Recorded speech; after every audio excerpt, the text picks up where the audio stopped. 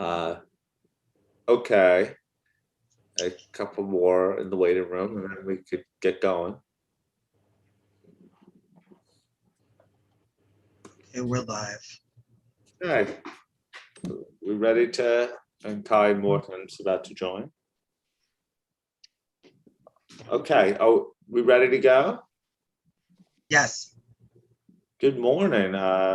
On day 5 of our March meetings of 2021, we're going to continue ISA 600. A couple things I wanted just to announce. We have a birthday today, so if Natalie's on the call, you could wish Natalie happy birthday, or ping her afterwards. So happy birthday, Natalie. Secondly, I should have highlighted a couple of news items. Imran will be joining us shortly, but in South Africa, they adopted our QM standards this week. That makes them pretty early adopter of our QM standard, so that's great news. Other news that you may want to see in jurisdictional issues is that the UK proposal for reform of the audit profession is out there now too. So Josephine, you may want to send the link around, but it's well worth a read for everyone as well. And so just some news I wanted to let you know. I hope everyone's looked at the minutes after we're done with the 600 discussion. We'll seek to approve the revised minutes for today. Billy, and anything else to go over before we start our ISA 600 discussion? Nothing, Tom. I think we can start. Okay, so we have six sections today. That basically gives us about 25 minutes for each. What I need to ask is some discipline today, is to try to keep your comments to the point, crisp, concise, and with direct feedback for the task force. Otherwise, we won't get through all 6. If a comment that you wanted to say has been said before, I don't mind you noting it, that it's been said, but there's no need to repeat it in whole. And again, try to limit it to substantive comments, less editorial comments. All those could be handed to the task force team afterwards. So I just want to get through as much of this as possible, and the task force is looking for general direction from the board, not drafting unless it's directly related to an issue or substance. Len, the floor is yours. Thank you, Tom, and thank you, everyone. I know many of you are in North America, East Coast, and Fernando probably in the North America Central Time Zone. So thank you for getting up early. And Lynn and Roger, they're almost bedtime. So appreciate this last day of the discussion. Also want to appreciate all the input and comments, and quite helpful from yesterday's discussion. As Tom said, we have 6 topics asking for your input. So I'm not going to summarize what we did, the changes. I think they are explained pretty well in the issues paper. I assume everybody has read the issues paper. So be very focused in terms of giving you more time to comment. So I'll keep my remarks short. And also just one reflection is from yesterday is we do need to be disciplined, because remember this standard is a special consideration standard, and all our requirements and related application materials are built found those standards elsewhere. And as you know, there's probably more than a dozen standards linked to ISA 600, and we're building requirements based on the principles establishing in those foundational standards. So with that, we'll start with I guess this is a 4th topic. This is dealing with communication piece. So just quickly, that we made some changes based on the feedback that importance of two-way communication. There were some people feel that it's more in the EDs more top-down rather than bottoms-up. So we try to make some changes in terms of emphasizes two-way communication. Also, we move paragraphs to the front because we feel that communication is important throughout the audit, not at the end. So there's a few application material being added to clarify the timing of the communications. More specifically, the changes are explained in paragraph 61 to 63 of the issues paper. So with that, I'll turn over to Tom. We're looking forward to the comments in this area. Okay, communications 23A 26 and accompanying 8 paragraphs. Stu? Hi, thanks, Len. I had a specific comment here about in A52G, which is talking about the form of the report from the component auditor to the group auditor, and it references a report. And we do see in practice some jurisdictions take that as meaning a very formal auditor's report, and there's a lot of time that can be spent in developing the scope and the reporting requirements. And I'm not sure that's necessarily what's intended. So if it is what's intended, it would be good to have an example. If it isn't what's intended, it would be good to perhaps clarify that. Thanks. Thank you. Diane? Thank you. Good morning, everybody, or good afternoon. Interesting, same comment, same paragraph that Sue just mentioned, 52G. And what my thought was the fact that it describes it as a memorandum. I would have also thought that a part of the requirement or part of the package that was sent back to the group was the actual financial statements or a trial balance so that we can make sure we know what the component team has looked at.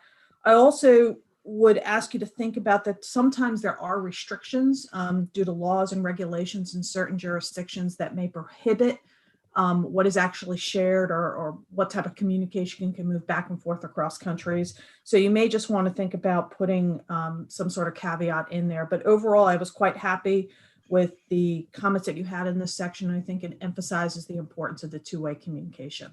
Thank you. Thank you. Kayue?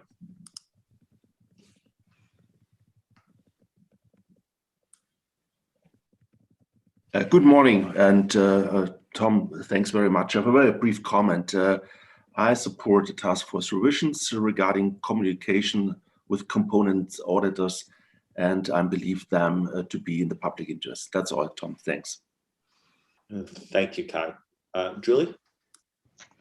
Thanks, Tom and Len. This is a comment with respect to 26C(2).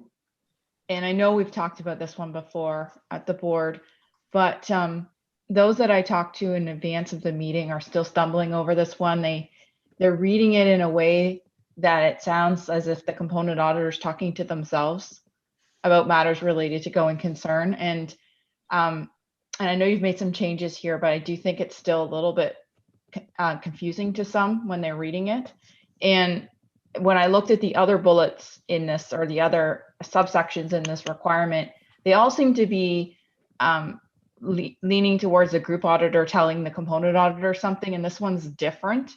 So I do think people are still stumbling on it. So if you could just take another look at that one, it would be helpful. Thank you.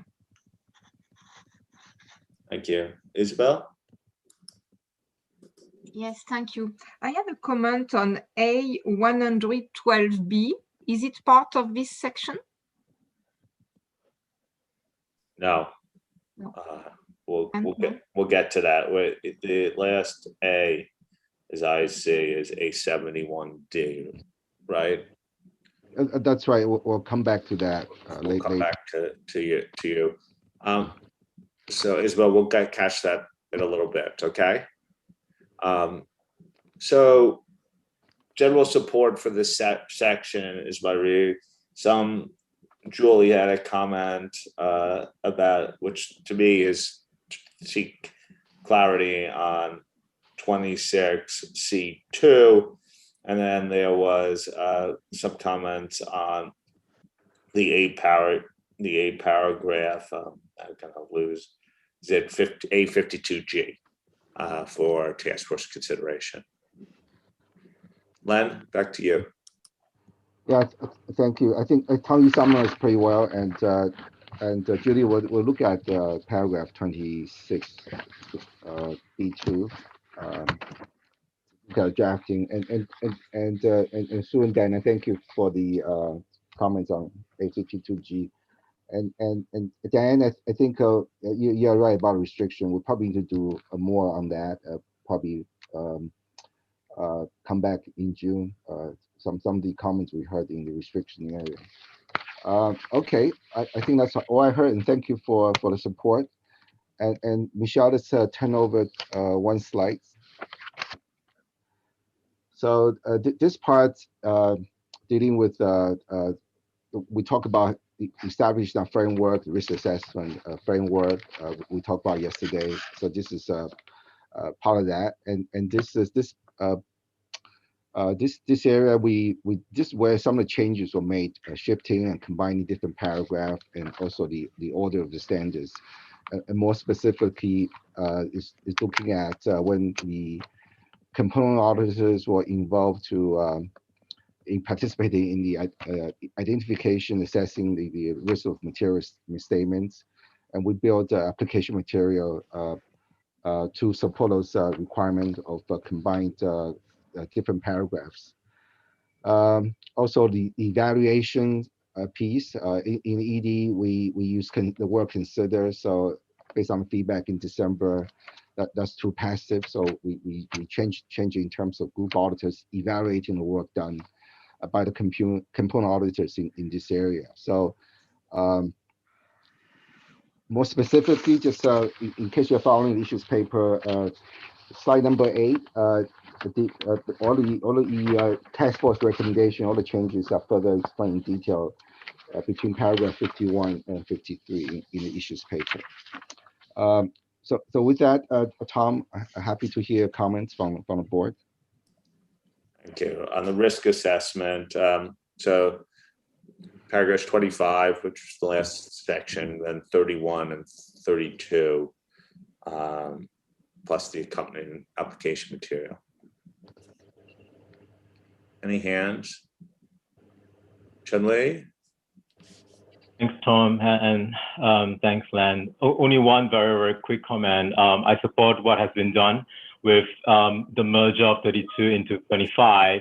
And I was just looking at, I know it's a gray paragraph, but 24 and 31, and I think they're all part of the 315 package, if I may call them that, and just wondering if we can put 24 and 31, one after the other for a more natural flow as well. Thanks. Thank you.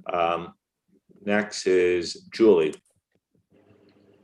Thanks, Tom. And Len, my comment relates to paragraph 25 and 2 of the related application material paragraphs. And I appreciate the task force has taken the feedback and changed the wording there from consider in the last sentence. But have we changed it in a way now that the group auditor is evaluating the evaluation of the component auditors? And the reason why I raised that too is because later on in A71 big A, it's talking about the evaluation, like the work of the component auditors, which would include an evaluation. So it feels a little bit like the group auditors now evaluating an evaluation that's already been done by the component auditors. So I'm sorry, I would love to have come here with a solution to change that evaluate to something else, but maybe the task force could just take a look at that and make sure we're not doubling up on the evaluation, because if the component auditor has done an evaluation, I do agree the group auditor needs to review that and ensure it's sufficient for purposes, but I don't know if there needs to be a second evaluation, I guess is my question. And then in A71 big B, I think this reads as if the group auditor would need to perform the additional risk assessment procedures in all cases. And I think 315 would allow a member of the engagement team to do that, which might be a component auditor to be able to do that. So that was the thing I stumbled over on A71 big B. Other than that, I was happy with the section. Thank you. Roger? My comments are actually similar to Chun Wei's. The only section that doesn't have a considerations now is the identifying and assessing risks of material misstatement, which has been combined with the understanding. So I tend to run them together. It's a little bit of aesthetics, but I would tend to run them together because the considerations relate to both the understanding and the identification and assessment. So apart from that, I was quite happy with this section. Thanks, Roger. Diane?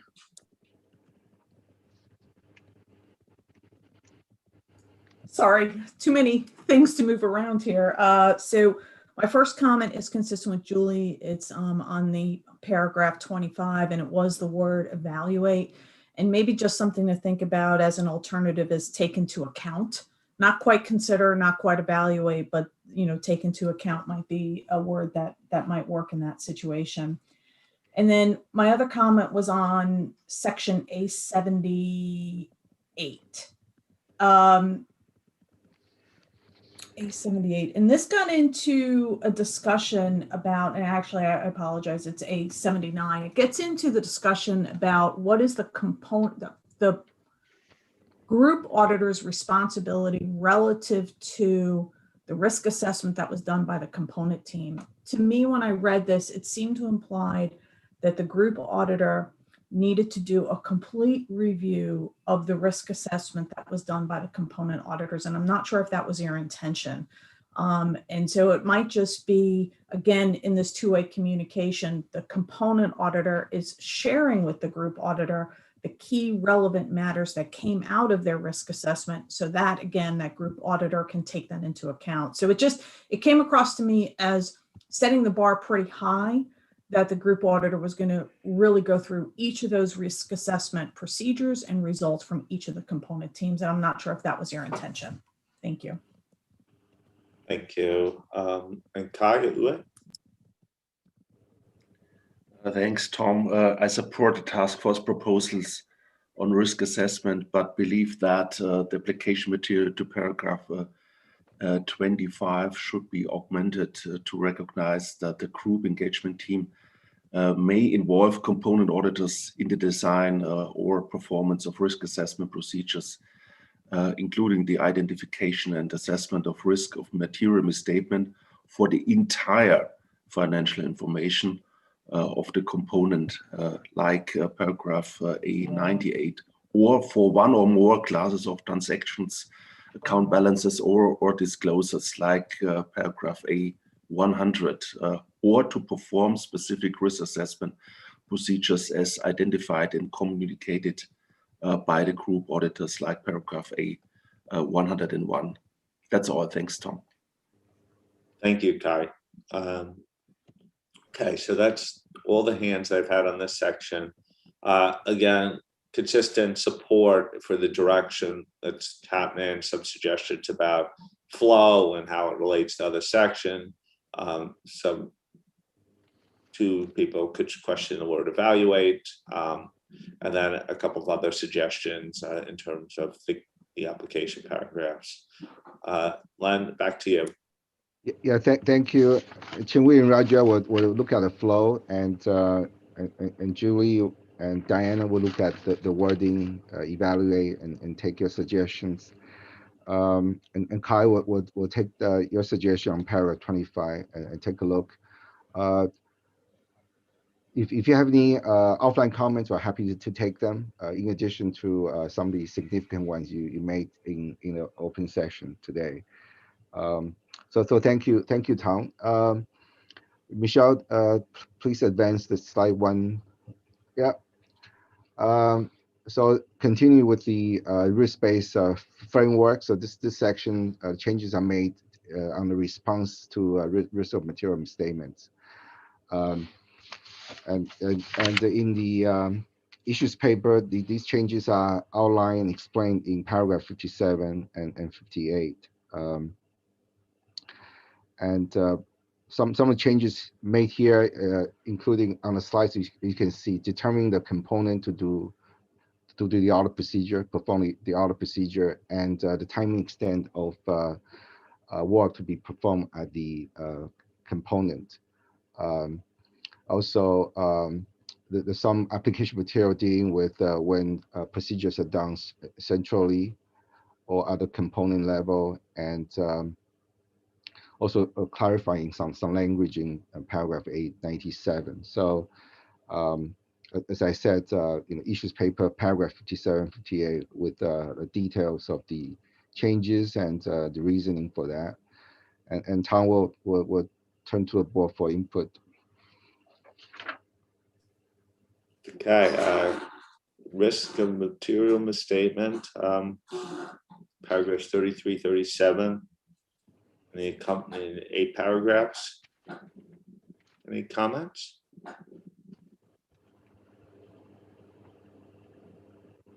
Julie. Thanks, Tom. And Len, I had to scroll quite a ways to get to a comment, so that's good. That's good news. It was a good section. I just had a couple of things in A100 and A101. And I understand the direction the task force was going here on trying to provide some direction as to, if you're in this place where you're just picking some accounts that you want the component auditor to audit for you, what do you think about when you're doing that, or what might be a possible circumstance when you do that? But the use of the word limited number of significant classes of transactions didn't sit quite right with me. I think that we should be more linked back to where the risks of material misstatement are, as opposed to the number of accounts. So maybe the use of the word limited, and it's used again in that paragraph in A100 when we talk about limited operations. I think that word's tripping me up a little bit. So if you could maybe reconsider, I'm fine with an example there, but maybe just reconsider the words. And then in A101, it's a similar theme. We talk about a specific assertion being the case where you might have an auditor perform specific further audit procedures. That seemed a little limiting to me. I think it could be many assertions, for instance. So it's just that there are cases where the group auditor needs to obtain more evidence at a component, and they've driven it they've ring fenced it to an area where they need that. But I don't know if it would be a specific assertion, and maybe that example is just a little limiting there. So that was all I had. Any other hands? Len. Wow. The task force should be congratulated for being so convincing and it's drafted. Thank you. I see a lot of smiling faces from my task force members, so that's a good sign. Okay, Julie, you'll look at the language in A100, also the example in 101, A101. We'll do that. Again, if you have any editorial offline comments, please share with us after the meeting today. Michelle, turn the slide one more. Yeah, thank you. So this part dealing with communications and also the stand back. In the issues paper, on the communication part, the describing paragraph 64 to 66, we made some changes to the application material to paragraph 44 to address those comments that there are certain matters that communicate from the component auditor to the group auditor should not be at the end of the audit. It's an iterative process, so certain matters should be communicated throughout the audit. So we make some changes in application material to bring that idea of. Then also paragraph 44C was expanded based on board's support in the December meeting to communicate both corrected and uncorrected misstatement from component auditors to the group auditors. Also emphasize the point that group audit is iterative and also a cumulative process. So the group auditor performs the audit procedure, all the evidence obtained may cause the group auditor to modify the nature, timing, extent of the planned audit procedure. So those information should be continuously shared with the component auditor. So those changes reflect some of the summary I just made. So and lastly, the stand back 114A was introduced based on board's comments in our application material paragraph. So turn over to you, Tom, for comments. Thank you. So the communication should stand back 44 to 45.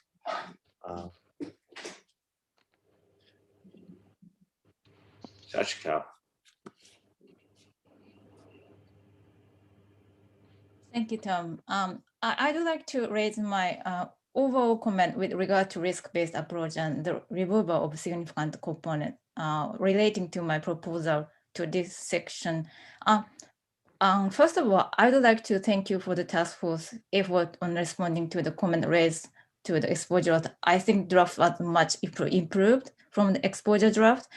But as I told you yesterday, then one area that I still have some concern is the clarification of the responsibility of the component auditors. I think some respondents to exposure draft had raised an issue about it. I really appreciate that the task force's effort to emphasize the importance of involving the component auditor, but I still have some concern that the current draft leaves a misunderstanding that the component auditor's responsibility under the revised 600 will be lighter than those under extant as 600. I'd like to explain the reason. Under the current 600, if the component auditor performs an audit of the financial information of a significant component, it is a presumption that the component auditor itself design and perform risk assessment procedures as well as further audit procedures. So it is very clear that it is your responsibility for the component auditor to proactively to do the work at the component. But under the revised ISO 600, the group auditor can involve component auditors in the design and performance of further audit, in the performance of risk assessment procedures. And the group auditor can involve component auditors in the design and performance of further audit procedures.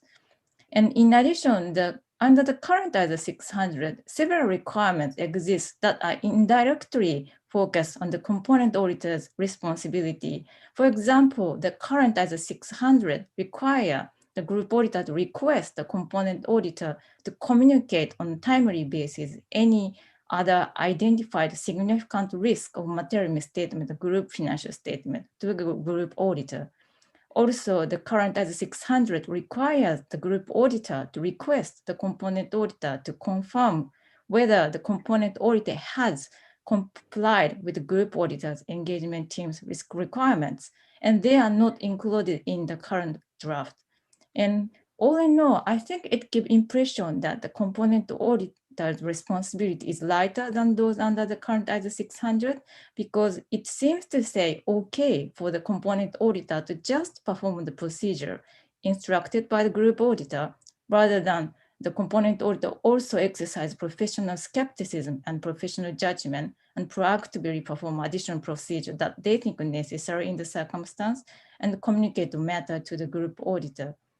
But I think in order to achieve high quality group audit, that is the aim of the risk-based approach. I believe some clarification of responsibility of component auditor is also important because component auditors' proactive and responsive works are very essential in order to achieve high quality group audit. And I think we can address that without fundamentally changing the current draft. I think what is missing right now is the pieces that acknowledge the importance of the responsibility of the component auditor and actions from the component auditor. One proposal I have that relates to this section is paragraph 44. To address my point, I'd like to propose to add a bullet to require the component auditor to confirm whether the component auditor has complied with the group auditor's requirement.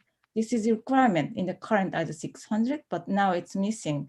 In addition, with regard to paragraph 44Z, I think we can add new application material that explain that as a process to identify and assess the risks of material misstatement with the group financial statement is cumulative and iterative, the component auditor may identify any matters which could affect the risk assessment of the group audit, such as indication fraud. Therefore, the matter to be communicated with the group auditor may include those matters so that the group auditor can consider whether risk assessment results should be revised.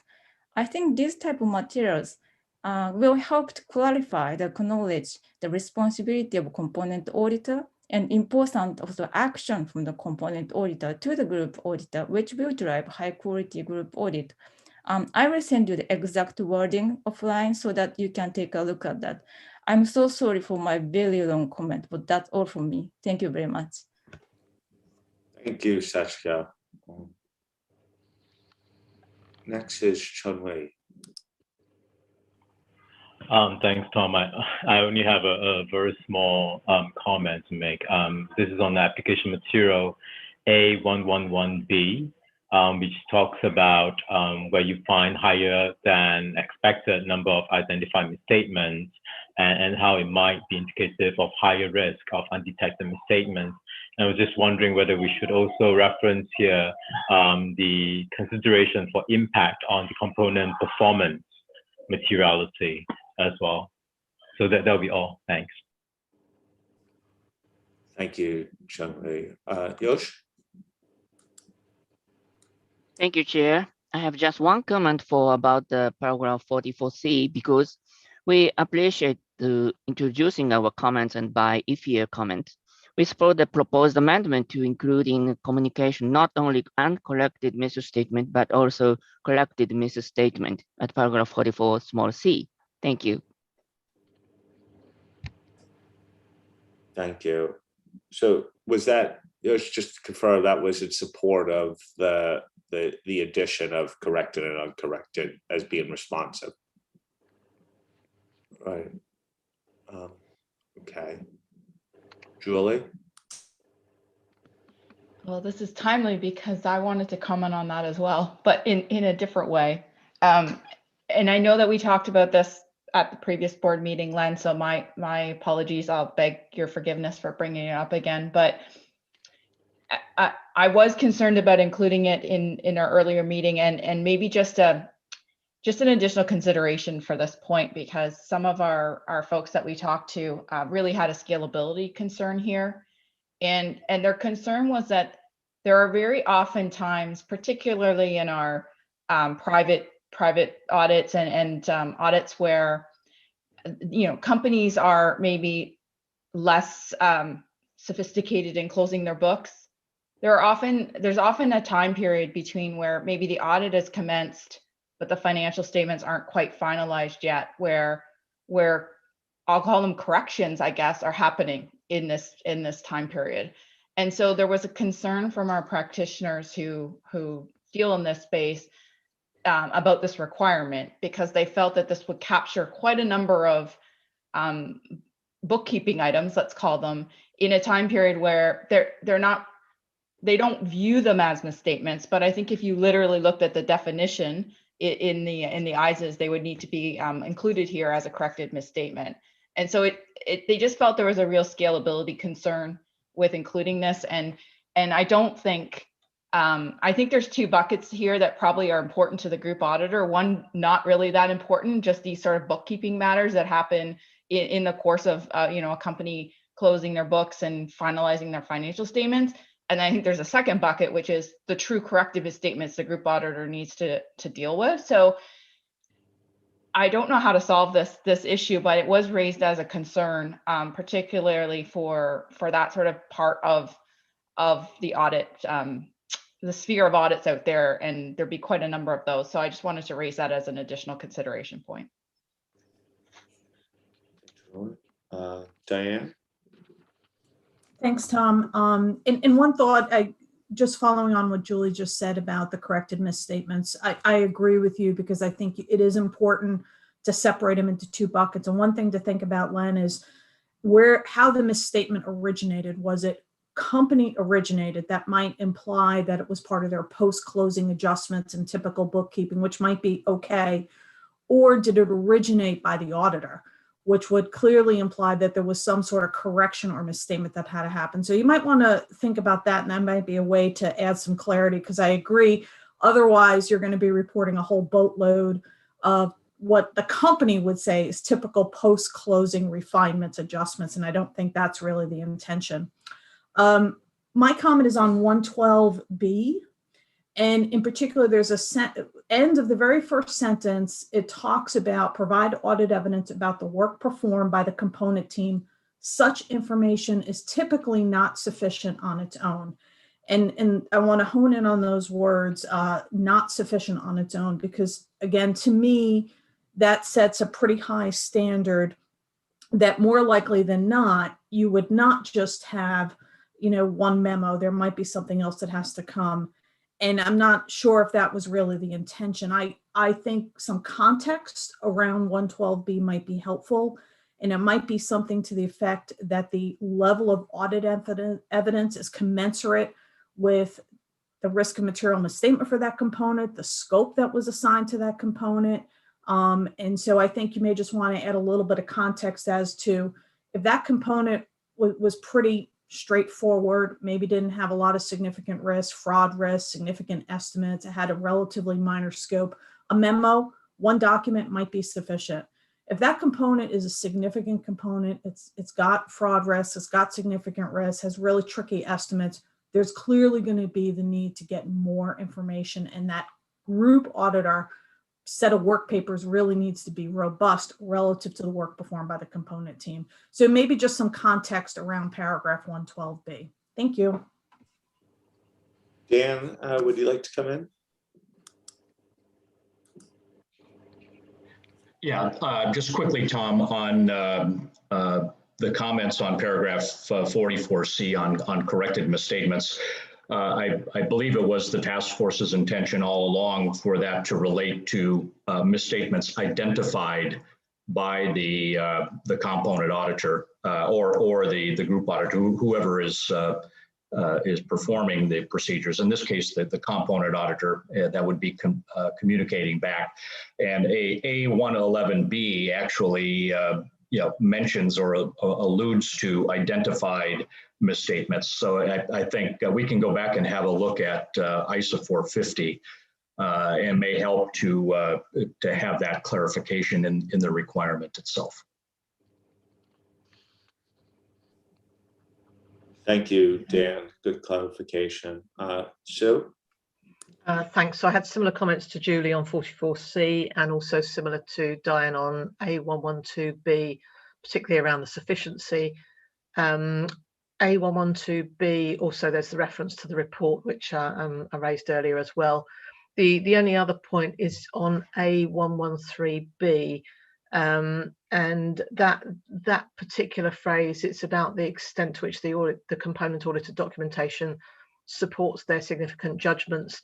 It felt kind of a bit circular. It's almost describing an evaluation that I'm not sure you can make until you've actually done the review of the component auditor's documentation. So we've sent some comments there. I think probably some fine tuning as to whether it's an evaluation or whether it's whether it fits in that particular piece.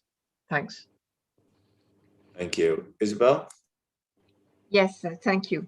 So sorry if I don't have a very clear mind today. It's the end of the week and I was quite lost in the flow of the questions. So I still don't know if we are in section 2, risk-based approach, or already in section 3, communications. But I will try to raise my comment on A112B. My comment is similar to what has been raised by Diane. We struggled with the part of the sentence, such information typically is not sufficient on its own. First of all, because you have this awful word like often, typically, usually, but you don't really know what it means. It means often, but what's the grade of the often, we don't know. then when you read that, and the next question is, so what? So if it's not sufficient, what should I do? And the next sentence does not really explain. I guess what we should do is review the component auditors' work papers. But having been involved in many group audits, I know that we usually never review all work papers of all components. There's always judgment. So I very much agree with what has been said by Diane regarding the fact that sometimes it's sufficient and sometimes it's not. But it's the same perception as the one on the overall standard. It does not really encourage to use a component auditor, because if it's not sufficient and you still have a lot to do, then why would you use a component auditor? And last but not least, I will close the loop with the points from Sachiko. If it's not sufficient on their own, and as the component auditor will know that, it's not giving that much responsibility and not encouraging them to perform quality work because they have no responsibility for nothing. Thank you. Thank you. Julie? Yeah, sorry, Tom, I missed one. And when I was speaking earlier, I got all excited about corrected misstatements. It's with A112B and maybe just a different, I agree. I think the words here are a little bit, are tripping people up. But I guess I was reading into what I think the intent of the task force was that this report, conclusion, opinion in and of itself would never be enough because you've done all the other things along the way in ISO 600, right? So you couldn't just get to the point, I think, of just having a report because you would have had to meet all the other requirements in 600. So maybe it's just making like the rounding of all the things that go into that conclusion would be helpful. Thanks, Julie. Okay, that's the last hand in this round. Len, back to you. Yeah, thank you, Tom. Yeah, thank you for all the comments on A112B and similar comments and Julie's suggestion would take it back the task force and look at that. And couple other things about the buckets of with the corrected misstatement. I think Dan came in at the right time. We'll look at how that's being addressed in 450. But I think all along our intention was the auditors corrected misstatements.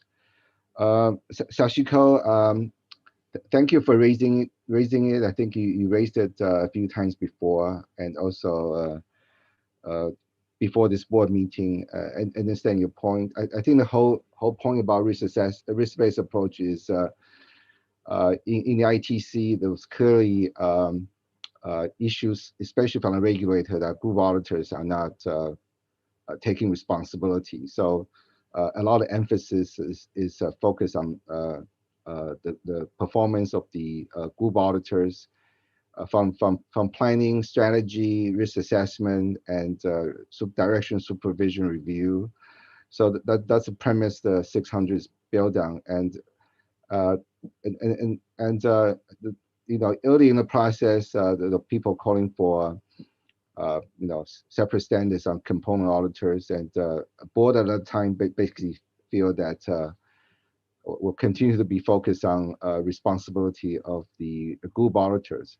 But those specific areas you raised, you know, I had shared with Dan and Jasper before today's call. So we'll look at the suggestions you made and share it with the task force to see some of the examples you gave us in extant ISO 600, whether they should carry over into the revised 600. But we just to make sure that we get our balance right in the revised 600. But thank you for raising that, because you've been raising it a few times, and clearly maybe we're not addressing your comments, but we'll look at your written submission and get back to you. So with that, Tom, we will move to the next section. Please do. Okay. So materiality. This is a area that this is new.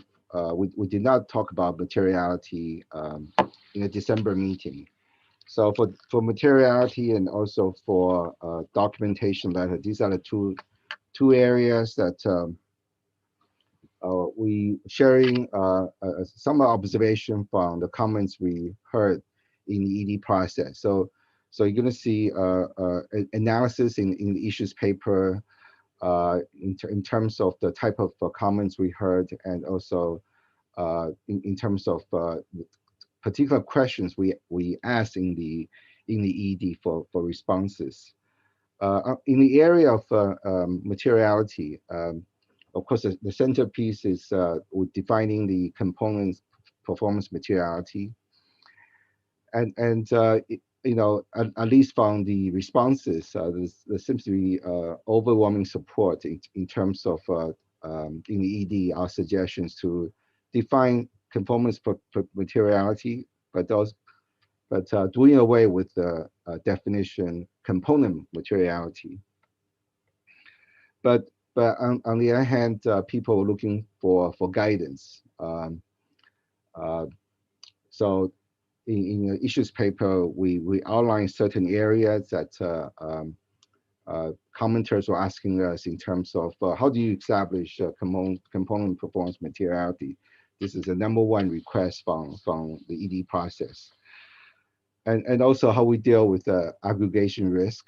This is a new definition introducing ISO 600, and you know, commenters basically said some suggestions, or it should be in the materiality standard. It shouldn't be in the ISO 600. You have aggregation risk in a single entity audit, not just a group audit. Of course, in group audit, the aggregation risk issue is probably more commonly observed. So there were some suggestions to have that in ISO 600, 320 as a conforming amendment. And similarly, some of the ideas she also making conforming amendments to ISO 450. So those are the ones we heard, and so the task force, you know, provided in the issues paper in terms of our initial thinking, and adding, inserting quite a few application material in terms of the guidance that people been asking about. How do you determine components materiality? So those paragraphs were inserted in this document, and also the communication piece, communicating to the component auditor how the component performance was established. So because we need to be balanced in terms of the number of requests, in terms of people looking for guidance, but also try to make sure that the standards focus on you know, core requirements and application material to explain and how to apply those requirements.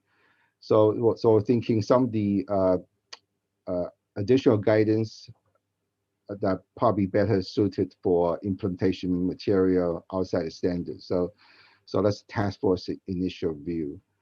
So with that, happy to take comments in this section. This is a new section, so hopefully we'll get a good clear steer from the board.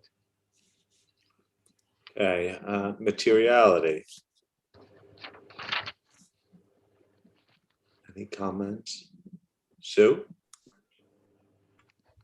Thanks. And Len, we've sent a number of comments through. I think this is a hard area in practice, and I appreciate the balancing act you're trying to do in providing guidance or application material, and then maybe there's consideration for further guidance here. The practitioners that we've had feedback from have asked for still more guidance, particularly maybe more examples, perhaps including things like considerations where there are equity accounted investments, because those can be a very significant size compared perhaps to the group. So suggestions there for some examples.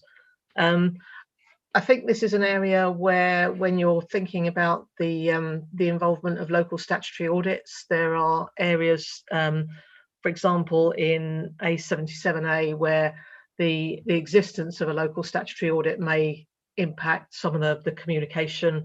And also in A73, I think there's this is one of those places where the component auditor could be involved and can help guide, bring that local knowledge to evaluating the key factors for consideration of materiality in there. As I say, we've sent a number of comments. Hopefully that's helpful. Thanks. Thank you. Kayue? Thanks, Tom. I support the task force revisions on materiality as discussed in the sections of the issues paper. However, in those cases where group auditors do ask for an inter-office opinion on all or parts of the component financial information, clarity is needed that for that opinion, component auditors need to apply a performance materiality below component performance materiality is determined by the group auditor to deal with the aggregation risk within the component financial information upon which the opinion is given. That's my view. Thanks. Thank you, Kai. Fernando. Thank you, Tom. Len, thanks a lot for the hard work in this section. Very critical, the term of determining materiality and the communication with components. I'd like what has been included. I wrote only 2 comments here. One is how to determine, and actually I wrote that comment after A73. But when you get to A75, that explains a little bit more. So I think it's better if you try to relocate that paragraph because it helps with the flow. And the other is similar to what Sue mentioned, examples. And then I thought it might be too complex to really include very detailed examples because of the fact circumstances, and it could be just taken as a rule of thumb. And I think your issues paper mentioned that implementation guidance, that might be the best place to do it. So a strong consideration if that's the final decision, because this is going to be one of the critical areas and where everyone is shouting about how we do it and how we make sure it's correct. Thank you. Thank you, Fernando. Diane? Yep, I echo the comments that were made. I thought this was a very good section, will be very helpful. And again, I think overall the work that's been done here is going to really enhance audit quality, which is clear priority and focus of mine. 2 comments. I agree with Sue regarding, in particular, A75A. You might want to think about whether it's in an application or implementation guidance, equity method investees, because I think sometimes they can make the materiality assessment a little bit more complex. So I think they'd be a special shout out with some application guidance on how you would set that. And then the other one is on, my other comment is on 29A. There's a sentence, it says component performance materiality to address aggregation risk, such amount shall be lower than group. And I just pause and challenge whether shall be lower than is the right phrase. You could have a situation where out of that group, there's actually only one component team. And if that's the case, that component team makes up 100% of the group. It would seem to me that that component team should be able to use group materiality. So potentially that shall be lower than could be moved to should not be greater than the group materiality. Thank you.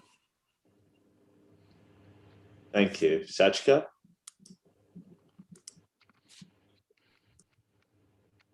Thank you. I have one comment. I support the task force's view that component performance materiality is the appropriate term, And one thing I received some reaction from my reference group is that perhaps it is very similar to what Kai Uwe said.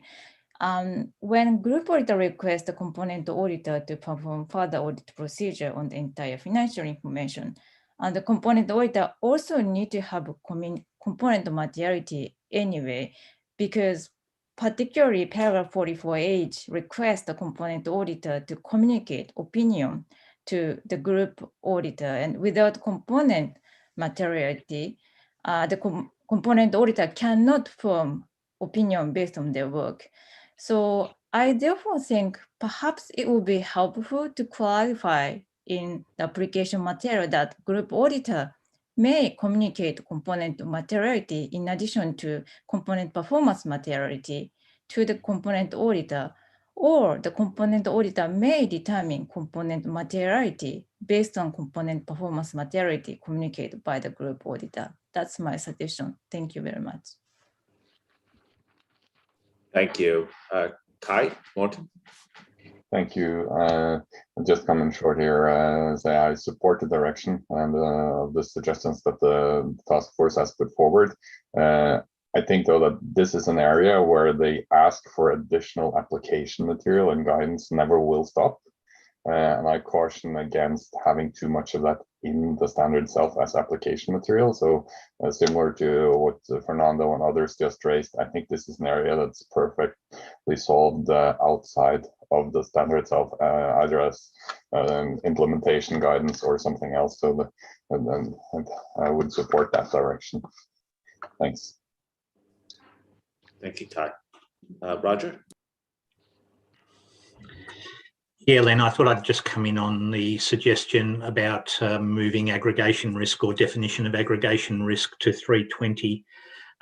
Look, I don't think it's that important. This is a standard where we're using the concept of aggregation risk. Once it's defined in a standard, it will go into our glossary once we update the glossary. So I'd probably leave it here. I understand that the definition you're using for aggregation risk is really a very much a materiality concept, but I think it's just, I don't think it really makes a lot of difference. The other point is I would support Diane too on the component materiality, and the wording shall not be greater. Thank you. Isabel? Yes, a small point on the first sentence of A74. We say that this ISA does not require component performance materiality to be determined for each class of transaction and so on. It's always true. We don't say it elsewhere. So why are we saying that in this standard? It gives the feeling that it's requested elsewhere for audit that are not group audit, and that's not the situation. Thank you. Lynn?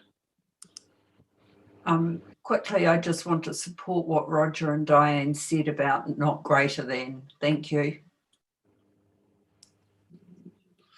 Okay. That's any other comments on this section? Again, the general, the question was support for the general direction of the task force. You get in that, and you just got a few sort of clarifications, cautions, suggestions for you to address in your next round. Yeah, thank you, Tom. That's a good summary. Just like any other projects we do, there's a lot of call for application guidance material. So 600 clearly is one of them, and the determination of component performance materiality, as many of you have said. We'll take it back to the task force, but also work with the staff, because there has to be a balance between what should be in the standards, what should be in the implementation materials. So we'll discuss with Willie and the staff, and based on the type of guidance that people have been asking for, we just make sure we're consistent, and also considering that when you put something in the standards, make sure it's time-proof, because in a lot of groups situations, the complexity involved, and we just want to make sure we're conscious in terms of what goes into the standard itself instead of application material outside these standards. So we heard about that paragraph about no greater. Dan and Lynn and Roger will take it back to the task force and take a look. Maybe a couple other comments about component materiality. I think I hear you, Sashiko, and also you reference to opinion, and I'm not sure that opinion you reference is actually an author opinion. It's more of a working term. So I'm not sure the component materiality is needed in that case. But we'll take a look. I know Kai Wu also made a similar comments. Just one thing maybe I didn't get enough feedback is the definition of aggregation risk. I heard Roger feel that it's a 600 concept, but anybody has any view in terms of what it should be a conforming amendment or it should be a defined term in 600? Just want to see any feedback. Billy, you raise your hand, and then maybe I'll have a construct for us to consider this. Maybe Tom, just before board members respond to Len's request, I think it may be helpful if the task force also indicates how they intend to it, because I think the issues paper refers to the fact that it might be a conforming amendment in 320, but to just explain the nature of that conforming amendment. So I'm going to turn to Dan to come in and explain the nature of our intent, if you don't mind. No, I sure can, Len. And it's there wasn't a great deal of task force discussion on what a proposed conforming amendment might look like.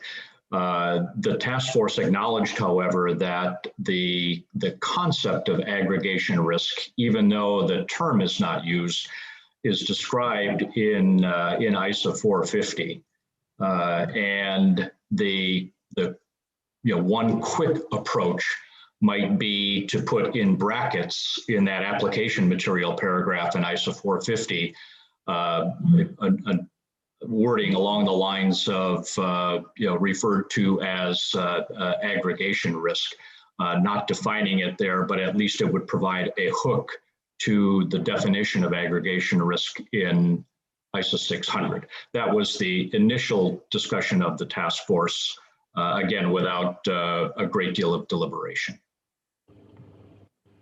Okay. What I suggest is maybe by show of physical hands, whether you supportive of the task force exploring that approach for conforming amendments. It's not much more to be said right now since we don't have language in front of us. Or Roger, I don't know, haven't heard that if you're convinced otherwise, at least allowing them to explore this approach. You're nodding your head. So would people be comfortable allowing the task force explore that approach? See lots of nods, some thumbs up. Okay, so I think you got guidance there, Len, that the board doesn't object to exploring and may even think it's worthwhile to do it, but it's early days for you. Thank you, Tom. I think we're on to our part 6 of today's section now. Okay, slide number 12, Michelle. So in issues paper, again, this is presented. It's a new issue or new topic. We would like board's direction in this area. In the ED process, we raised a couple questions, but in terms of response, there was some inconsistency because some people didn't address all the questions, or they lump all the responses into one particular questions. But more generally, people are looking for guidance again. Other than materiality, this is probably another area because the regulatory focus. Some of the specific was asking about, the type of component audit work paper should be reviewed by the group auditor, and also in terms of what should be in the group audit file from the work of the component auditors.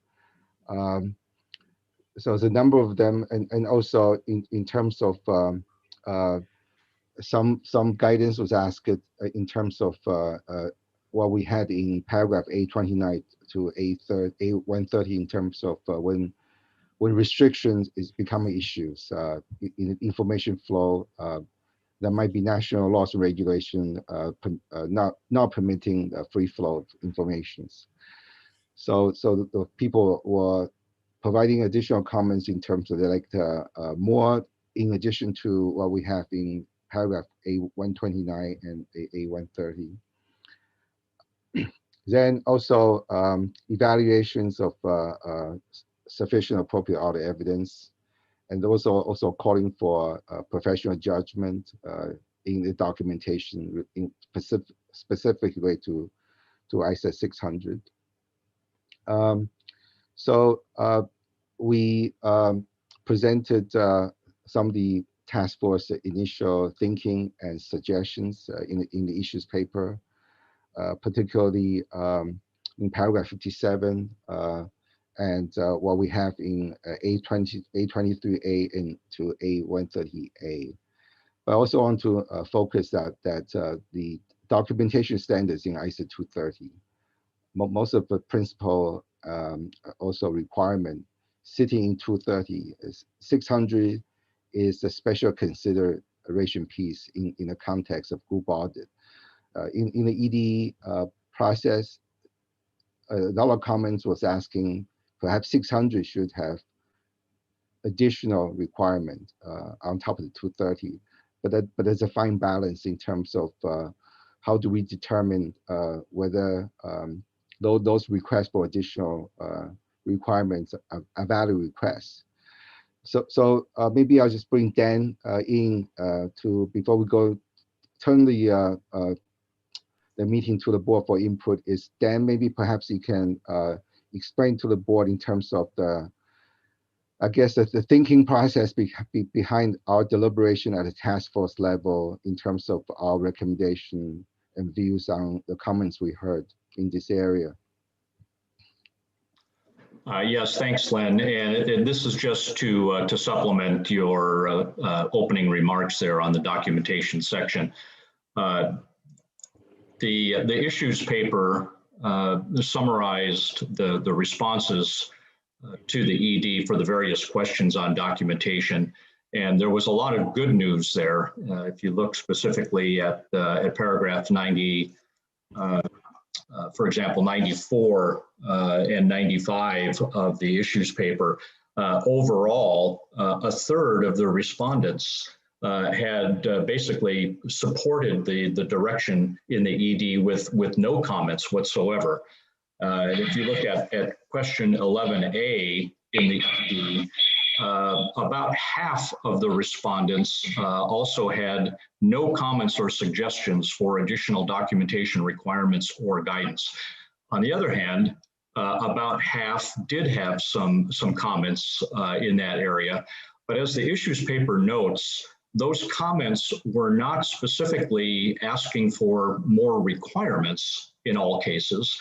There were quite a number of respondents that also suggested that additional guidance might be needed or might be helpful.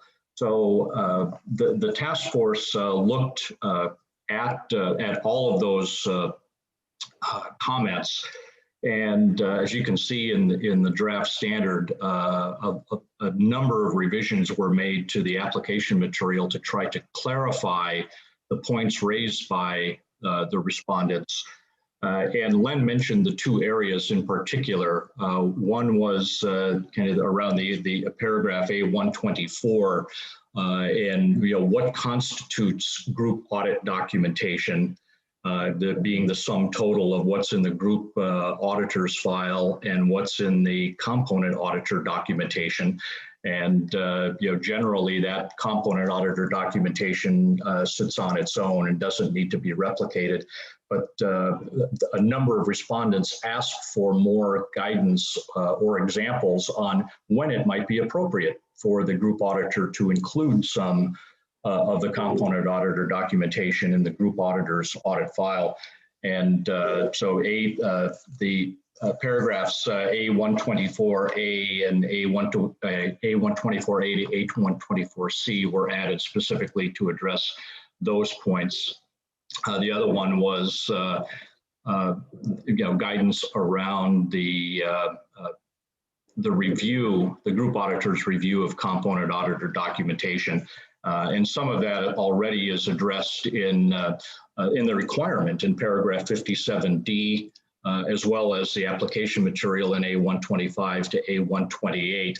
There's also a reference there to paragraph A113, which ties back to the requirement for the group auditor to consider the level of review of component auditor documentation. And the last point that I would make also relates to the requirements in paragraph 57. I mentioned about half of the respondents had some comments in that regard, but many of them related to requests for additional guidance. The task force did have an initial discussion on a staff prepared analysis of each of the individual comments, asking specifically for either additional requirements or clarifications or revisions to the requirements in paragraph 57. And the task force's initial view was that many of the requirements are already addressed either by ISA 230, in the requirements of other ISAs, for example, ISA 300 and the documentation of the overall group audit strategy and audit plan, or ISA 315 and 330 in terms of the risk assessment and response, or have already been addressed in the requirements in paragraph 57. So for example, paragraph 57D, as I mentioned, already talks about the documentation of the group auditor's direction, supervision, and review of the component auditor's work. So again, the task force initial discussion based on I'll call it a somewhat brief conversation. It was toward the end of the process before the papers needed to get posted. But they did look at the detailed analysis and had those initial reactions. The task force will be looking again at that detail, and there may be instances where some additional guidance in the application material might help to address some of the respondent comments. But I just, Tom and Len wanted to give that a little bit of perspective to the board before getting comments. Thanks. Thank you for sharing a little bit of the context of both the comments received and how the task force responded to them. Okay, we're gonna open up for comments on the documentation section now. So paragraph 57 and the final 7 or so paragraphs of the application guidance.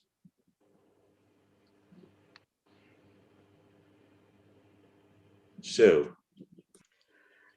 Thank you. Thanks, Len. I think there's some good themes coming out here. The comments I had were primarily about how some of it feeds through, particularly the terminology of component auditor documentation in A124. That term is more commonly used in practice, I think, to reference the documentation of the work the component auditor has done, whereas it's used here in quite a specific and narrow context of the the kind of nature, timing and extent. So if there's an alternative term, the theme that then comes from that, I think, does then work and flows through. And then the other comment I had was in A130, which talks about the auditor may find ways to overcome some of the difficulties. It might be good there perhaps to provide an example of how that's done. It's something that that we're encountering pretty regularly at the moment. So I think the follow-on text from that doesn't really address some of the ways in which it might be overcome. That's it. Thanks. Thank you. So Yosh? Thank you, Chair, and thank you very much for the land and task force. About just one question about the documentation. Professional judgment is emphasized in many places in the application materials. About this 600. While it is scalability of the standard in each audit process will be improved, but the consistency of practice will be reduced. So in circumstances where more professional judgment is required, the robust documentation is required about the content of such judgment. Especially it would be important from the perspective of enforcement. That's it. Thank you. Thank you. Kyle? Thanks, Tom. I support the task force revision on the discussion, the documentation as discussed in this section of the issues paper, which I believe strike a fair balance on the issue of the nature of and extent of component auditor documentation needed in the group auditor's audit file, and that is fair balance is therefore in the public interest. Thanks, Tom. Thank you, Kai. Diane? Hi there. So my comment is relative to paragraph 124A. And again, this is about context. I think the key here is how did the group auditor conclude on the sufficiency of the work that was done by the component team and the results that the component team had. And I think how that ultimately is documented and supported in the group auditor file may vary. And it may vary because of the laws and regs that may exist when you start exchanging work paper information across different countries. And I think, again, the result and the support for that, the evidence that sits in the group auditor's file may vary. It may be there are actual work papers from the component team that have now been brought into the group auditor files. It may be a log of summary of discussions that the group audit team had with the primary team, fairly detailed, that talk about on this date, we had this conversation, who was involved in the conversation, making sure that we've got executives at the component team and executives at the group audit team, you know, what was discussed, really going through, tell me exactly how you executed these procedures. And again, it may be in areas you may want to call out and say this should be done in connection with high estimates, high risk estimates, areas of significant risk, areas where there could be potential fraud risk. And creating this journal, if you will, if for some reason you decide that the work paper movement doesn't make sense, but creating a journal or a log of what was discussed, what were the matters, what were the follow-up points, because at the end of the day, I think what's really important here, again, is what evidence, documentation exists in that group audit file to enable that executive to sign off on those financial statements, and how did they get comfortable on the sufficiency of the work performed by the component team. They did what was instructed for them to perform, and then what were the results that came back from that. So I think maybe just some context. I think there can be some flexibility, there can be some optionality here, but I think we want to give it a little bit of a frame through some examples. Thank you. Thank you. Wendy? Okay, good morning. So again, this issues paper was great.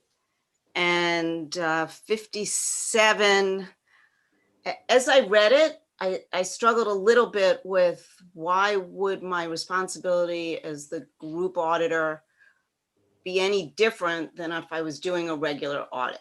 So, you know, do I need more requirements and less judgment in a group audit than I do in a regular audit? So I'm struggling a little bit with what we put in the standard versus what we put in application, and I'm very much in favor of a lot of guidance. Okay, so with that said, 124A, I was struggling with the level of judgment and inconsistency that would potentially evolve from what is written here. And I didn't like the example mostly because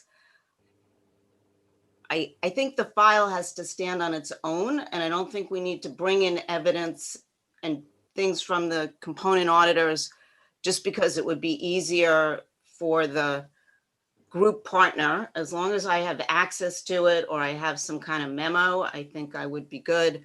And I certainly am not going to, in any circumstance, whether it is for a regular audit or for a group audit, consider either how it's easier for my EQR, or in paragraph 124C, it might be easier for regulators. So my concern in 124A is I don't like the example, and I would just take the first sentence and put it with 124B. And then just to illustrate a little further, it's easy for, it's easy for the group auditor in Europe to take the work papers from the US because we don't have these restrictions on what can leave. So maybe that would end up in the file because that's easy, but it wouldn't really address significant items. But the work papers from China can't be incorporated. So I'm just worried about the level of inconsistency that will evolve in what gets imported and what doesn't. And then I just want to reiterate, I don't think we need to put in a standard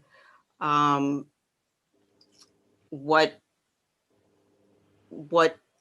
in a standard contemplating what the regulator might want to see.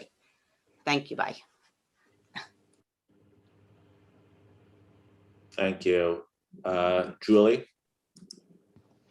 Thanks, Tom. And two points. Mine is on A124.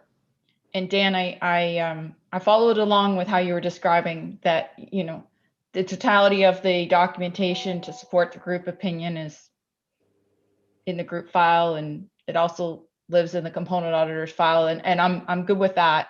But I think the wording in A124 doesn't quite come across that way.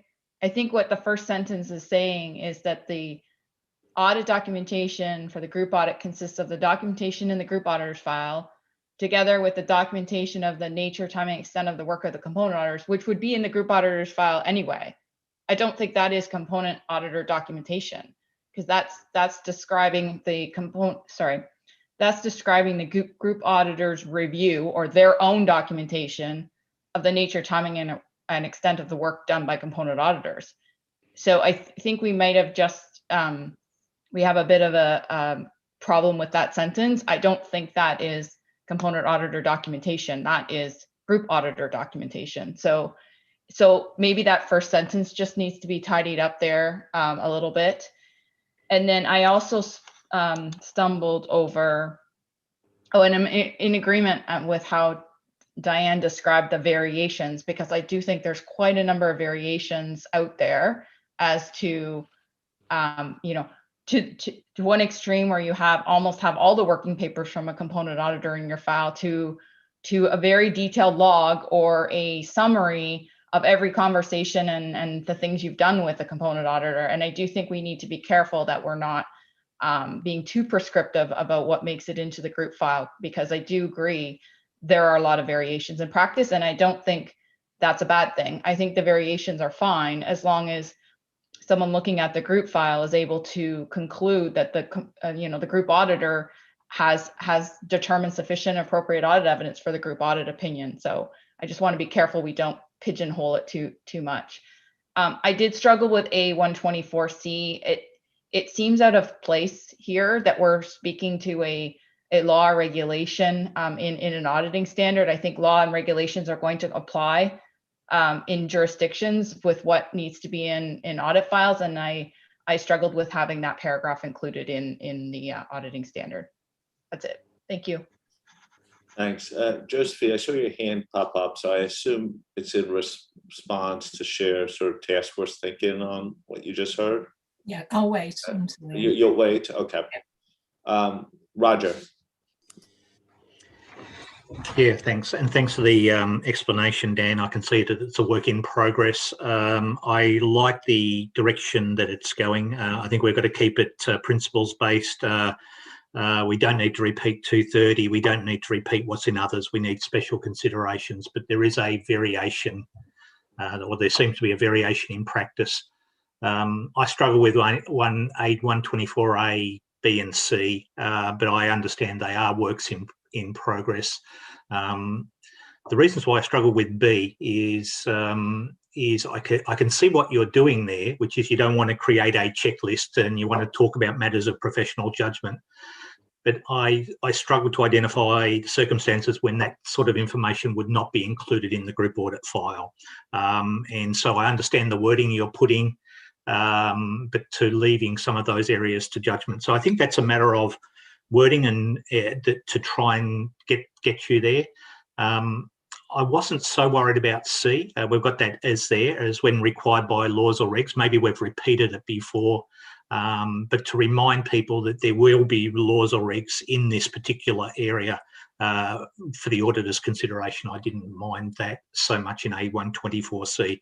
So I do see this as an important area, and I see it as a work in process. I think you're going in the right area, but the proof's going to be on what words we finish up there. Thank you. Thank you, Roger. Imran?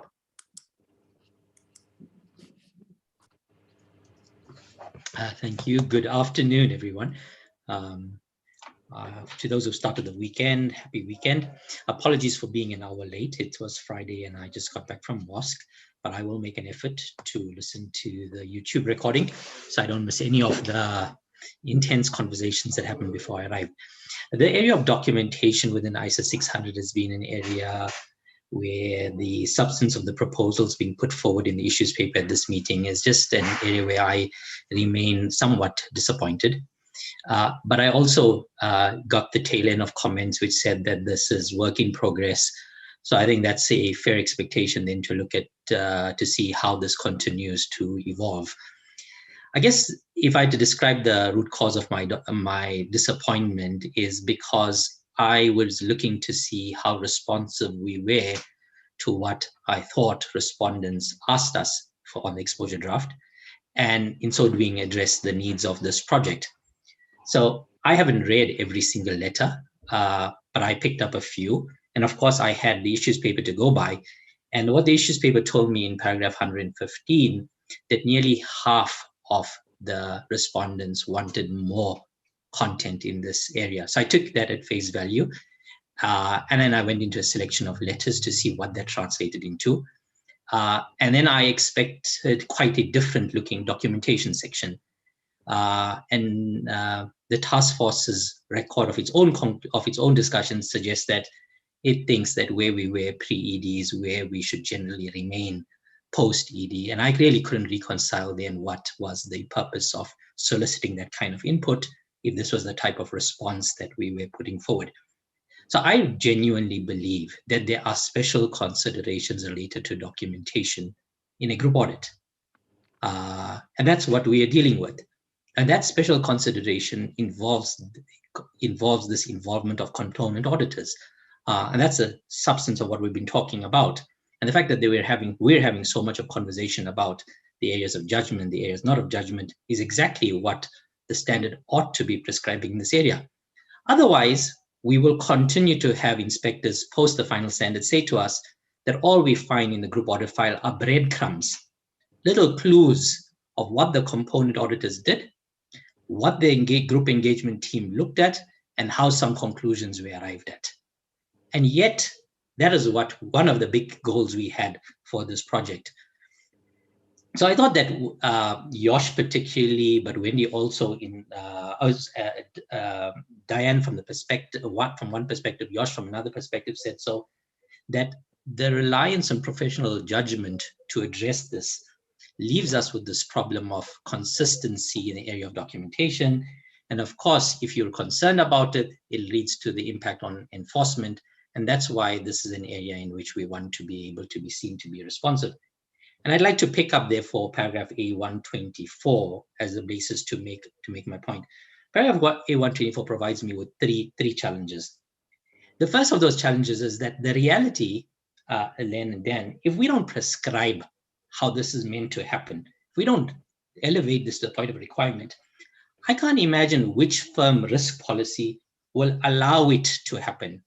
And this application material could very likely become redundant. Second point is that if all what we're describing here remains in the component auditor's file, then how genuinely will the subject of sufficiency, as described in paragraph 57, be determined and achieved? And lastly, where it resides is crucially important to the question of who has access. And where it resides, after you decide who has access, it results in what can be proven and what work can be done.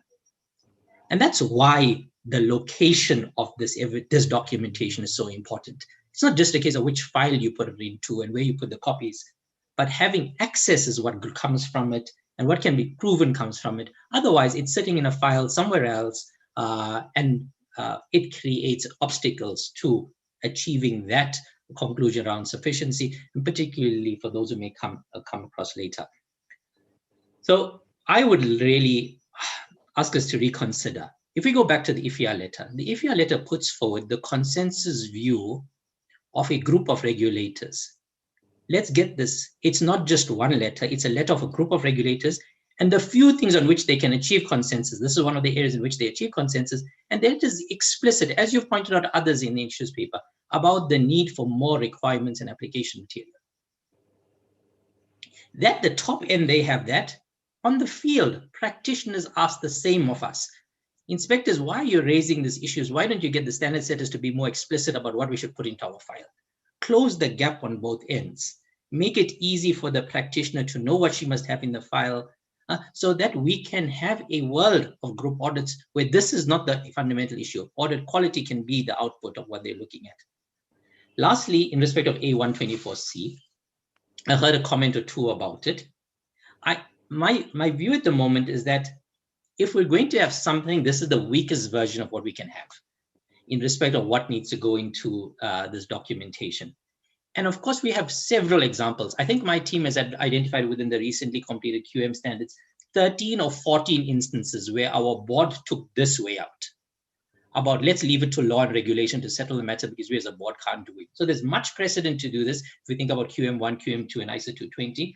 But my expectation would be that we'd be able to be clearer about what it is that needs to be over here. And of course, the fact that we reference what law and regulation says, we did that around scoping for EQRs, we did that around scoping for leadership responsibilities in ISQM1, we did that for transparency reporting. Our board has taken that approach many, many times already, and that's what I see is being described over here.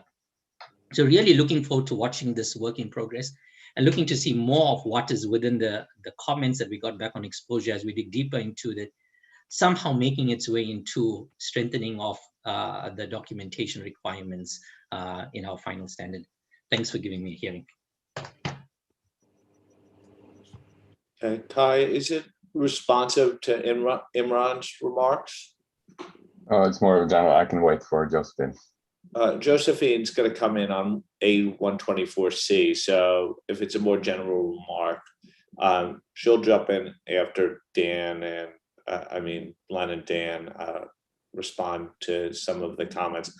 The only reason I flagged Imran's comments was because it's sort of the most different than the rest, and I sort of think it merits discussion at the board to make sure what's the general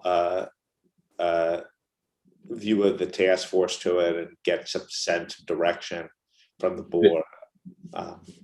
It is somewhat related to that, I think.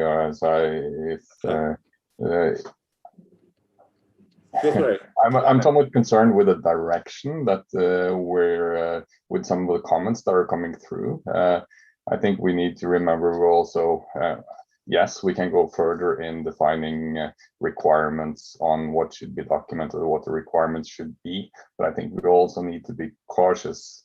We have standards that should be principles-based. I think some of the direction that we're going, both with the ask for detailed requirements and application material and others, we're quickly moving towards something that is rules-based. And I think maybe going beyond what should be in a standard, more almost moving towards borderline methodology. So I think just having that in the back of our head moving forward, so that we don't step further than we should in standard. Thanks. Thanks, Kai. That was the same reminder I gave last night without specificity to the section. Carol, I see your hands raised. Do you want to come in on this point? Yes, thank you very much, Tom. I think this is excellent work which the task force has conducted, but I believe that on documentation, the work should indeed be considered as still in progress. I think it's extremely important in group audits, and I share the view of Imran in this respect, that it is clear what the group auditor has concluded about what component auditors have carried out. And that needs to be documented. I think it's in the interest of the group auditor to have that information recorded. And of course, it's also interested, as Imran rightly said, it's in the interest of inspectors. Often when there are audit failures, that's where questions have arisen. How did the auditor, the group auditor, deal with these components and the work that was carried out, the evaluations made by component auditors? That needs to be documented. And I really hope that what Dan said, that the task force is going to look into some of the comments of stakeholders, that this area of the draft can be improved. As a requirement, by the way, not only as application material. And that can be done in a principled way. Okay, thank you, Carol. Imran? Thank you. This is a rich conversation. I must make it clear that I'm not against the idea of principles, but they've got to be principles that have some impact, principles that are meaningful. And that's it, you know. We could pay lip service to principles, or we could be serious about the principle is that this is what you must aim to achieve. You know, an objective-based principle, go and achieve this, and then leave the details for someone to work that out. Otherwise, if we don't do this, the regulators will step in and they'll say, this hasn't given us what we want. We're going to produce ISA Plus in our jurisdiction to solve this problem. Thank you.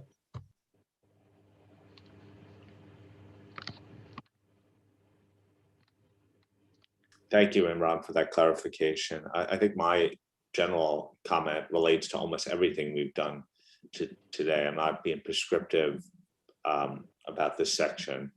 It is about the right balance, and I think the task force will need to consider it, having heard your concerns. And one of the things that may haven't spoken to the task force, that they're not sure they will be reaching out to you after this meeting to understand the substance of the direction you're seeking. But I turn it back to Len and to respond to what you've heard, and to you. Thank you, Tom. I just want to make sure if whether Josephine still want to come in, because she's a regulator in our task force, and she usually put us, keeping us honest in terms of some of the regulatory development expectation. Just double check with Josephine whether you want to come in now or. So, Len, my comment was on A124C on the initial comments that were made, but I guess to other members' points, this one is actually really important, so I did want to raise my support for it. It does highlight that the auditor does need to think about whether there are specific requirements set out by the auditor's regulatory authority in respect to group auditors and component auditor documentation. And this is something that's particularly important to think about in certain jurisdictions. You know, the EU, for example, the EU directive has actual regulations on this matter. So it is part of their consideration. And there may be situations where you have third country inspections and you may not be aware of what those regulations are in terms of retention in those. So say, for example, the PCAOB can in certain circumstances inspect UK group audits. They may or may not have certain retention regulations, and the group, it is about practicalities. The group auditor needs to think about, what do I need on the file in those situations? And finally, to Roger's point, it's not the case that the IAASB pronouncements do not address these sort of matters. They do. It comes up in fraud, it comes up in non-compliance, and the documentation standard specifically mentions documentation as an enabler of the conduct of external inspections, and also links those inspections to the concept of the experienced auditor. So I just wanted to support Imran and Roger and others who have raised support for A124C. Thank you, Len. Okay, Len? Yeah, thank you, Tom. So as you can tell, this is a difficult section of ISO 600 to work on. But from my own perspective, also, our task force discussion is, you start with 230. I think there are not a lot of people questioning 230. I think pretty much people understand what needs to be documented, regardless whether it's group audit or a single entity audit. So you go from a base. I think 230, as I said earlier, is a special consideration piece. Special consideration piece is whether requirements needed on top of 230, or are there application guidances to support the requirement in 230. That's another thing that's a thinking process we go through. Then, because there's so many permutations, the various type of group audits being done today, in fact, as many of you know, there are different laws and regulations. There's no one set of law and regulations. There's regional, national laws and regulations that might have specific requirement or guidance. So you whether that should go into standards, whether it should go into application material, or you describe that, try to capture some of the common practice issues in dealing with those issues in the guidance or implementation material outside ISO 600. That's the type of framework we've been going through.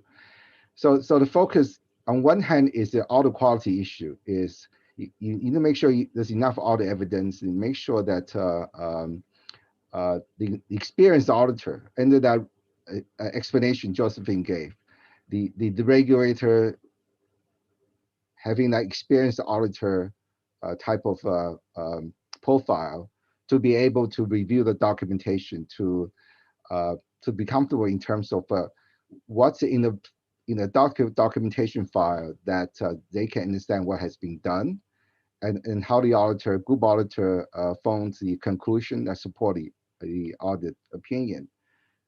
I think that should be one piece. The other piece is the restriction part. I think when we deal with the documentation issue, is what should be in a regular situation under 230 with a special consideration for group audit. That's one stream of work. Then the other stream of work is whether that issues with restriction and access. That's a different issue. So I just want to make sure that in our task force, we are very disciplined in terms of trying to address two different issues. And I just want to make sure that we don't mix two. And in terms of access, okay, I think everyone talked about access. We have to be very careful. I think everything Josephine talked about A24C, which I personally are happy with. But on the other hand, whose access issue we're trying to deal with? Are we trying to resolve regulators' access issues, or are we trying to resolve when the access issue for the group auditor? And the access issue, as we talk about in the ED, we had a lot of information in ED. Talk about access issue is when you look at it, it could be a physical access, whether it's a electronic information technology issues. There might be no access issues for the group auditor to access information, but there might be access issue for the regulator. So we need to make sure when we talk about access, we are trying to address is we need to conduct an audit. We're addressing group auditors access information in a component audit file to form audit opinion, to make sure that group auditor has enough of information, make sure they can do supervision, direction, review as the responsibility of group auditor. So in summary, that's a principle, the framework we're tackling the documentation comments we heard. So to just give you some idea the complexity of the issues. But I think we've heard enough, and also I'm looking forward to at least have a separate discussion with Enron, and also we have outreach with the IAASB and IFIA. Clearly, the documentation is high on the agenda. And as Dan also mentioned, this is a work in progress. This is exactly type of input that we're looking for. And rest be assured, we do consider all the comment letters and faithfully try to capture what's being needed, what's being asked. So we're not turn away any comments we see in the comment letter process. Just want to make sure, put on record that we take the comments heard in the documentation session quite seriously. But I also want to see if my other task force member have anything to say. I'm happy for them to come in as well, because we had a lot of discussion just within the task force on this area. And Josephine, it was good for her to come in and express from the A24C perspective. I see Villy's hand up. Yeah, Tom, just more of a general question. I think in the discussion yesterday as well as today around ISA 600, there's been a lot of references to more guidance, more examples, and I guess that could refer both to application material as well as guidance outside of the standard. I just want to caution a little bit as we move forward in finalizing the standard, that we should be careful, because we shouldn't use guidance to compensate for an unclear standard. If the standard is unclear, that is what we need to fix. And because I'm very cautious that we push a lot of things down to guidance instead of saying, but is there a way we can actually fix the issue we're talking about? Because in the end, I think we need to try and put out a standard that with its necessary application material, and that's the reason why we have application material. We acknowledge that there are instances where it is necessary to explain what is intended and what is intended by the requirement and how to accomplish that requirement. But I also think we need to, in our minds, just put a boundary around that as well, and rather see if we can fix the things that, and not just push it down to guidance. Thank you, Tom. Thank you. Okay. Len, I see no other hands. And I think this is the last section that you received comments.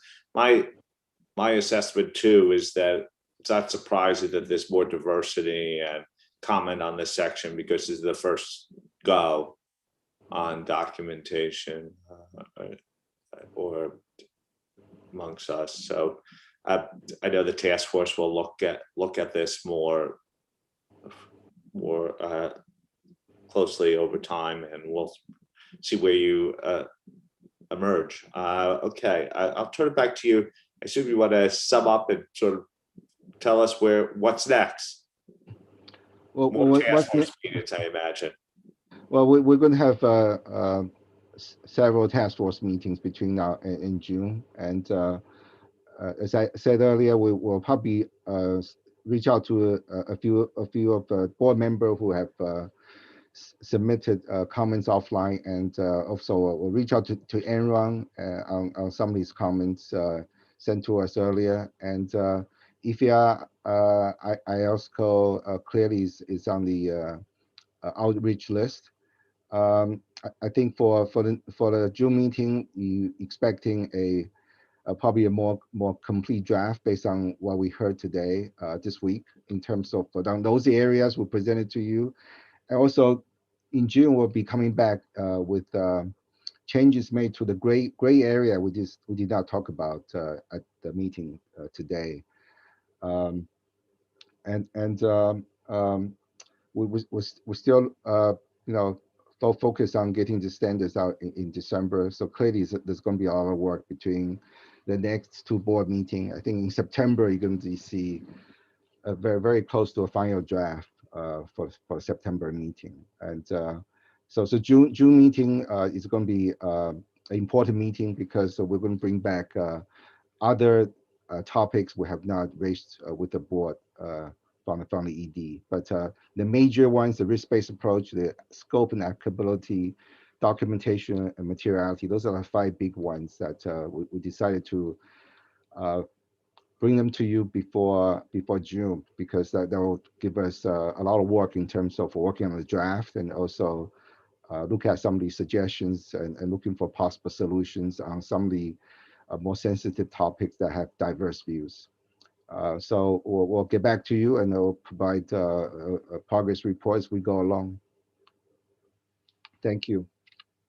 Okay, any other comments on 600 before we bring 600 to a close?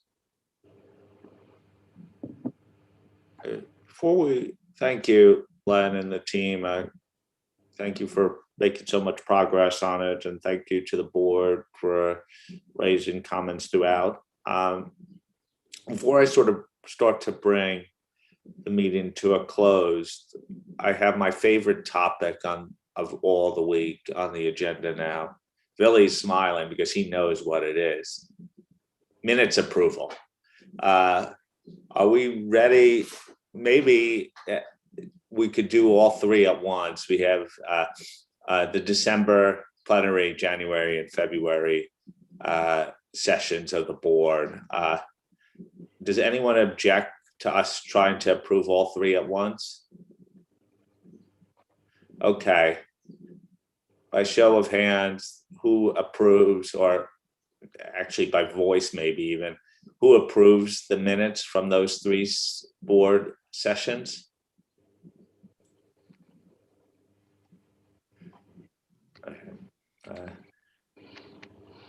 Anyone object? And that you could use your voice if you object. For the record, I hear no objections. The 3 sets of minutes are approved. Thank you very, very much. I wanted to call upon Carol to reflect on the meetings, his observation of the meetings. And Carol, as we know, this is your last with us as a PIOB member, and just again wanted to recognize your contribution, not just to this board, but to the world of financial and other reporting, with a little insurance in between in your career as well. So, Carl? Yes, thank you so much, Tom. And members of the board, this is indeed my last meeting that I observe on behalf of the PIOB. And I wanted to commend you, but also the staff, for all the diligent work that you carried out this week in what I should say, very difficult circumstances.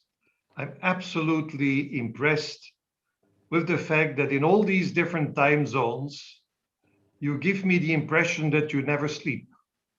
And that's great. I mean, that's a work you do in the public interest. On the issues of the agenda, they were all important. And let me briefly recapitulate some of the comments that I've made on audit evidence. I think it's important that somehow you bring in the message that auditors also need to be aware of important information that exists in the market, external information that is relevant to the audit, and Wirecard is a very good example that proves this point. On EEI reporting, I think that the adoption of your guidance paper is particularly timely. EEI reporting will become even more important in the future because people want protection against the terrible consequences of climate change, and they want to know to what extent industry is taking action and not just saying that they are taking action. In order to show your relevance to a wider audience, it is important that you bring this guidance to the attention not only of practitioners, but also to the public at large. It will help them to see the relevance of the work of auditors and other experts in this area. Therefore, use your channels of communication to make this document available and accessible to a wider audience. Finding an appropriate way to deal with the audit of less complex entities is, as we saw, a huge challenge. As I said before, it requires courage and modesty to admit that some of the requirements which seem necessary for audits in general may not have to apply in the same way to an audit of a less complex entity. And the difficulty starts, as we saw, with defining what a less complex entity is. A good balance must be struck here.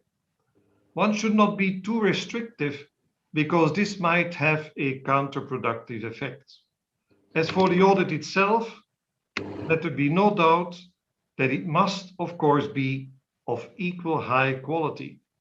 It is therefore important to follow a risk-based approach in deciding which requirements should be mandatory also for the audit of a less complex entity. The document which you have developed now is already very impressive.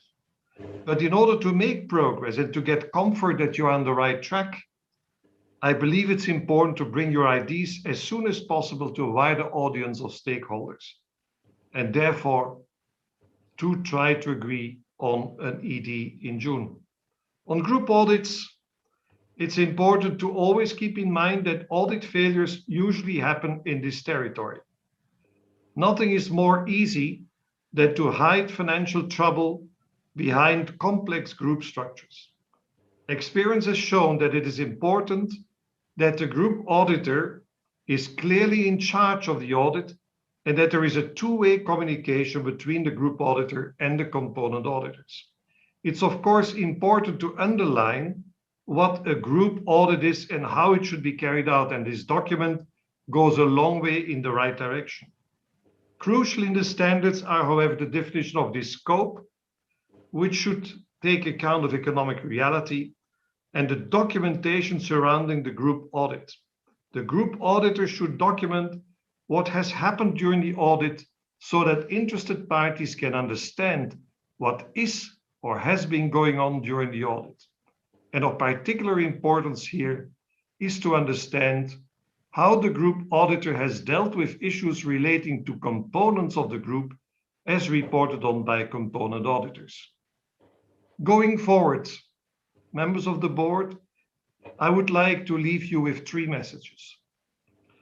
Make sure that you listen to the voice of your stakeholders.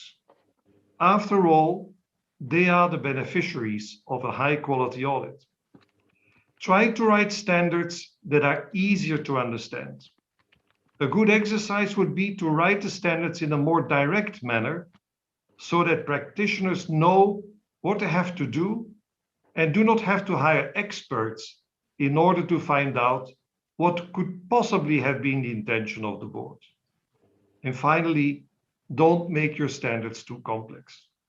The more complex the standards are, the less likely it is that the requirements will be correctly applied and that their correct implication can be controlled. Although artificial intelligence might offer help here. During my 7 years at the PIOB, I have seen this board change. The pace of work has increased, there is less discussion of words, and there is a clear commitment to deliver in time. Tom, you as the chair are steering this ship on this course, together with Willy, Bev, and the rest of the staff. and I admire you for doing this. I think you do a great job, and I'm sure that you will help the board to continue doing its impressive work in the public interest. Thank you very much. Thank you, Carl. Those are very nice words. And again, thank you for all that you do to serve the public interest. And I hope we'll stay in touch. Clearly, all the success of the board has not less to do with me and more to do with the team around the table. So I appreciate the kind sentiment, but I'll share it with our broader team here. So thank you for that. Jim Dowkin, any thoughts on the week? Well, Tom, this is going to be pretty hard to follow after Carl, but I just a couple of general comments. Appreciate the considerations for the CAG comments in our recent meetings, and the task force is considering those comments as we move forward. Clearly, I think members of the CAG are very happy at the progress of EER and where that has landed. I would say I'm sensing more comments on the issue of principle versus rules, or some combination of the two, and that might be something to step back and sometimes if you have a principle, you do need some parameters or some fences in place so that the principle is executed in a way that was intended.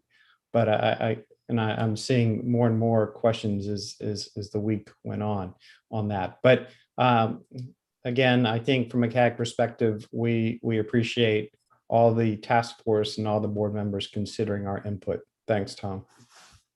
Thank you, Jim. I think Carl said it best about the board and their staff and the task force's tireless effort. So I just wanted to express my huge appreciation. And sometimes for the board members, easy to forget, considering you seem to be putting full-time effort into this job, that you're volunteers.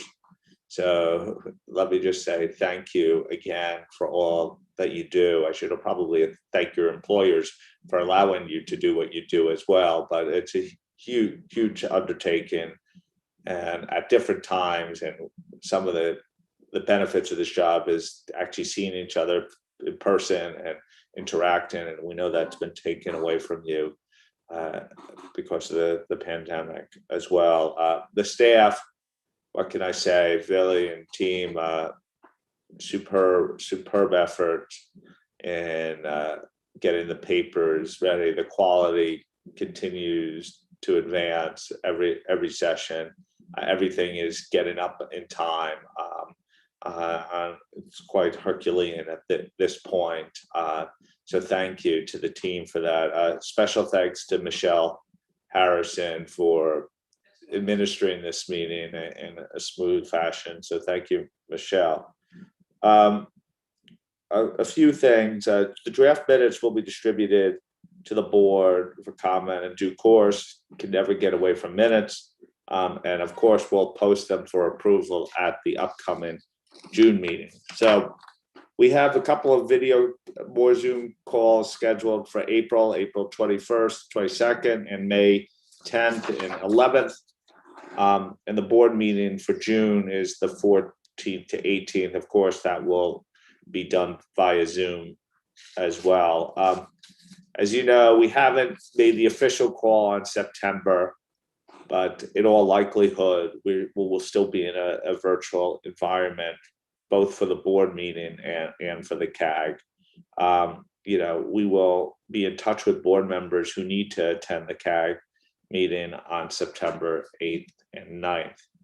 I thought before we go much further, I'd ask Veli if you have any reflections and also previews of what board members could expect in the coming weeks and into the June board meeting. Thank you, Tom. I think I'll focus on some of the previews. So our next board meetings will be our mid-quarter board calls that have been scheduled for April and May. So I can just give the board a little bit of a heads up in terms of the scheduling of those calls and the content that we will cover. We will obviously also communicate this via email to boards, including the agendas.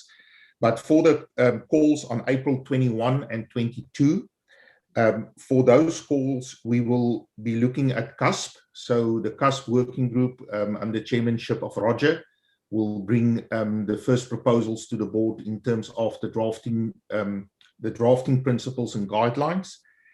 And then we will also use the second, we haven't sorted out the sequence of the 2 days yet, but the other topic for the 2 days would be fraud. So under the chairmanship of Lynn, the working group will bring back some of the responses to the discussion paper and the working group's initial thinking around fraud. You would have noticed that both Roger and Lynn are on the agenda for those 2 days. So we've decided to schedule those 2 days in the afternoon, New York time. So it will be 4 o'clock to 7 o'clock p.m. New York time. To accommodate Roger and Lynn as the presenters of those two topics. What we will also do during those 2 days is we will carve out 30 minutes for an executive session where Tom and James Gunn will just give the board an update on the monitoring group developments. And that will be done in executive session. Then moving on a few weeks later, we've got calls scheduled for May 10 and May 11. In this case, the two task force chairs that will be involved will be Kai Mortenhagen on LCE. So we will be bringing back to the board the task force's thinking around applicability of the standard based on the input received this week.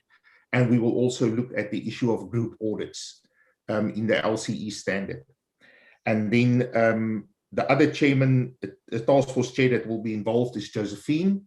So we will be bringing going concern, similarly to the fraud session that we have in April. The going concern working group will share with the board the responses received on the discussion paper, as well as the working group's initial thinking in terms of what we've heard. Because of the two chairs involved, we've decided for these two sessions, we can swap it around. So these will both be morning sessions. So it will be 7 a.m. to 10 a.m. New York time. But like I said, we will confirm that by communication as well. And then in that same communication that I will send to the board, I will also indicate to you, we have locked down the board meeting dates for 2022.